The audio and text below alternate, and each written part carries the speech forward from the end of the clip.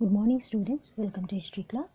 So we are doing chapter 3rd, that is kinship, caste and class, early societies, that is around 600 BCE to 600 CE. So we have already completed our important subtopic from this chapter, that is kinship, caste and class. Okay, so in our previous class we have discussed about explaining about social differences, what was the causes for the social differences, and who were the actual creator of the social differences according to the Buddhist view. Okay, so today we are going to discuss about our new subtopic, that is handling text, historians and the Mahabharata.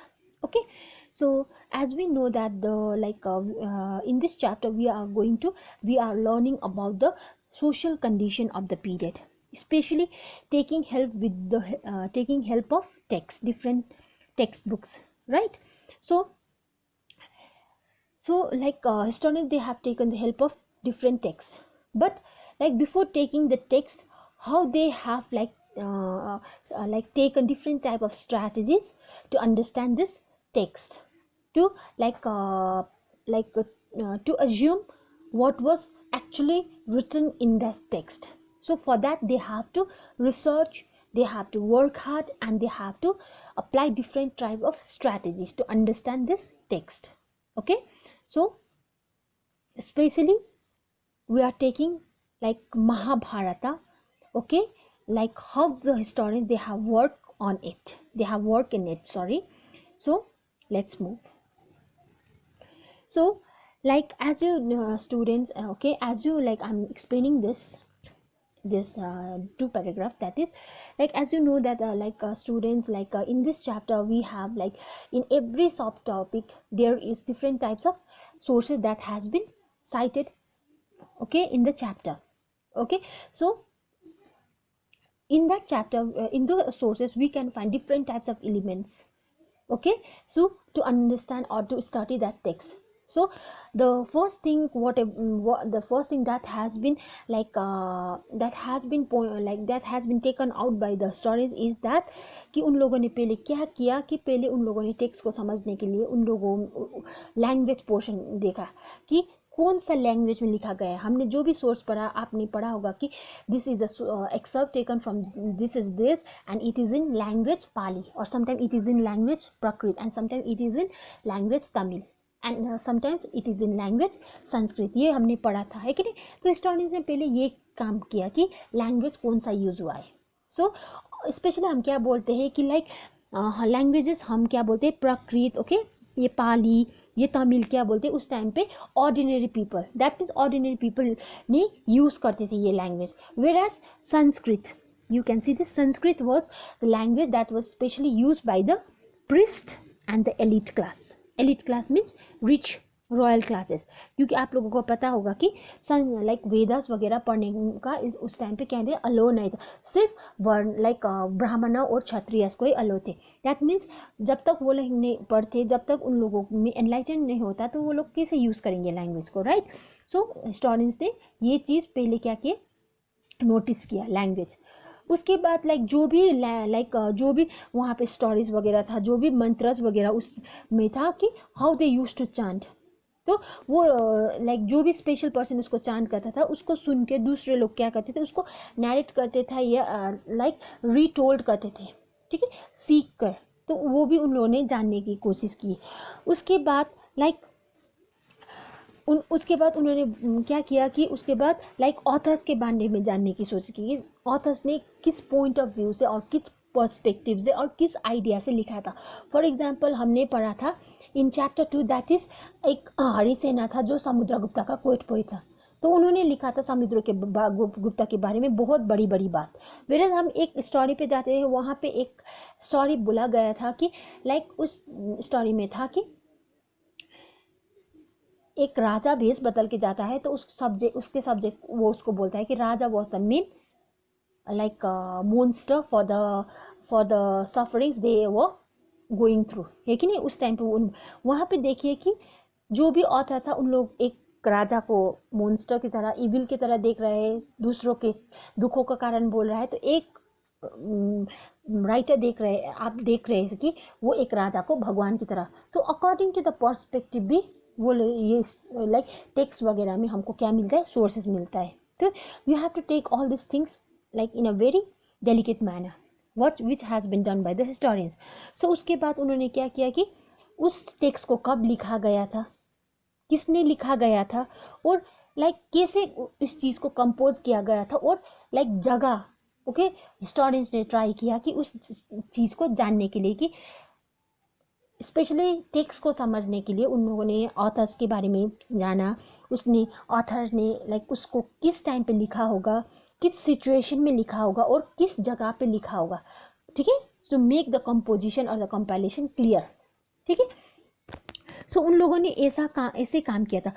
इस सभी चीज़ को काम करने के बाद में वो लोग क्या आए थे, रिजल्ट पे आए थे, दैट मीन्स इवैल्यूएशन पे आए थे, ठीक है, कि ये जो टेक्स्ट है specially Mahabharat, it is useful, okay, it can be use as a historical significance और नॉट। सो ये सभी काम करने के बाद ही क्या मिला था, they have come to the conclusion that whether the text that can be used as a historical significance or not. So आप देख सकते हो कि महाभारत कितना like it is a colossal EPIC. Colossal का मतलब आप पता होगा बहुत ज़्यादा बड़ा। तो ये एट द सेम आपको पता है कि ये 1 लाख वर्सेस का लाइक टेक्स्ट है, 13,000 पेजेस का टेक्स्ट है, तो कितना बड़ा होगा। तो इसी चीज़ को लाइक हिस्टोरियंस ने क्या किया था, हैंडल किया था और प्रोसेस करके इस चीज़ को क्लियर किया था। Okay, so let's move to the next point. So इसी इसी सब टॉपिक में हमारा नंबर 1 पॉइंट है लैंग्वेज एंड कंटेंट, ठीक है। सो हिस्टोरियंस ने जब महाभारत को लाइक एज अ टेक्स्ट लिया सोसाइटी को जानने के लिए, तो उन लोगों ने फिर लैंग्वेज देखा। तो महाभारत किस में लिखा गया था, संस्कृत में। सो आपको पता है कि महाभारत सिर्फ संस्कृत में नहीं through out the sub continent में मिला था, वो भी डिफरेंट लैंग्वेजेस में। ये था कि वी.एस. सुक्तांकर और टीम ने काम किया था और इसको संस्कृत में री एडिशन करके 47 ईयर्स लगा के इसको न्यू क्या दिया, लुक दिया था, है कि नहीं। तो जो भी संस्कृत यूज़ किया था उसमें वो बहुत सिंपल था, जो सभी लोग उसको समझ सके। वेराज जो संस्कृत वेदास जो सेकेंड लाइक हमने चैप्टर 2 में प्रशस्तिस वगैरह पढ़ा था, जो संस्कृत उसमें यूज़ हुआ था वो बहुत ज़्यादा कॉम्प्लिकेटेड एंड बहुत ज़्यादा क्या था, हार्ड था समझने में, ठीक है। सो इसीलिए हमने क्या था, महाभारत को लिया था, okay, which was very and popularly widely understood because of the Sanskrit which was very simpler to understand, ठीक है। so next, so historians ने इसी महाभारत, क्योंकि ये कोलोसल इपिक था ना, तो इसीलिए उन लोगों ने क्या किया, 2 ब्रॉड हेड्स में इसको क्या किया, डिवाइड कर दिया, ओके। सो डिवाइड 2 सेक्शन में कर दिया, एक था नैरेटिव और एक था डाइडेक्टिव। सो नैरेटिव का मतलब होता है, नैरेटिव पोर्शन में क्या था, जैसे स्टोरीज वगैरह थे, ठीक है, लाइक महाभारत में लाइक कैसे लाइक पांडवस और कौरवस के बीच में झगड़ा हुआ, ऐसा वाला लाइक कैसे लाइक पांडवस का जन्म हुआ, कैसे कौरवस का जन्म हुआ, ऐसा वाला स्टोरीज था। तो वेरस डाइडेक्टिव पोर्शन में क्या था, लाइक रूल्स एंड रेगुलेशन, बेटे का पेरेंट्स के लाइक फैमिली के तरफ क्या कर्तव्य है, अपने वाइफ के तरफ क्या कर्तव्य है, लाइक एक डॉटर का क्या काम है, रूल्स रेगुलेशन नॉर्म्स वगैरह डाइडेक्टिव पोर्शन में था, ठीक है। पर अकॉर्डिंग टू द हिस्टोरियंस क्या था, महाभारत एक लाइक नैरेटिव क्या है, स्टोरी है। अकॉर्डिंग टू देम ये क्या है, ड्रामेटिक मूविंग स्टोरी है, ओके। जो डाइडेक्टिव पोर्शन था वो क्या किया, अकॉर्डिंग टू द स्टोरी, ये बाद में जब कंपोजिशन हुआ था उसमें ये नहीं था, पर बाद में जो आए उसने क्या किया, महाभारत में ये क्या किया, लाइक मर्ज कर दिया, ये डाइडेक्टिव पोर्शन जो यहाँ पे रूल्स रेगुलेशन वगैरह थे वो मर्ज किया। किसने बोला, अकॉर्डिंग टू द हिस्टोरियंस, उनका कहना ये था। So as you can see this picture, okay, this is a picture of Lord Krishna and Arjuna. This is Lord Krishna and this is Arjuna, and this is a like a picture, okay, when like Lord Krishna was giving advice to Arjun during the battle field, जब महाभारत का युद्ध हो रहा था उस time पे like Lord Krishna ने अर्जुन को क्या कर रहा था, एडवाइस दे रहा था, ठीक है, गाइड कर रहा था। सो वो कौन सा पोर्शन में आता है, वो पोर्शन आता है डाइडेक्टिव सेक्शन में, ठीक है, जहाँ पे एडवाइस वगैरह दे रहा है। और ये महाभारत के कहाँ से निकाला गया पिक्चर है, भगवत गीता से एक लाइक पोर्ट्रेट किया गया पिक्चर है, वहाँ पे लिखा गया, पेंटिंग में उतारा गया पिक्चर है, ठीक है। और ये भगवत गीता, ठीक है, ये भगवत गीता को भी क्या बोलते हैं, ये भी पहले जब महाभारत हुआ था उस टाइम पे नहीं था, ये दैट मीन्स ये क्या था, बाद में जोड़ा गया पोर्शन है भगवत गीता, ठीक है। सो इसीलिए इस according to the Sanskrit tradition Mahabharat को इतिहास भी बोला जाता है, क्योंकि अकॉर्डिंग टू देम ये क्या था, सचमुच हुआ था, ये महाभारत हुआ था, यहाँ पे लाइक कौरवस थे, पांडवस थे, ये बैटल भी हुआ था, ये युद्ध हुआ था, ठीक है।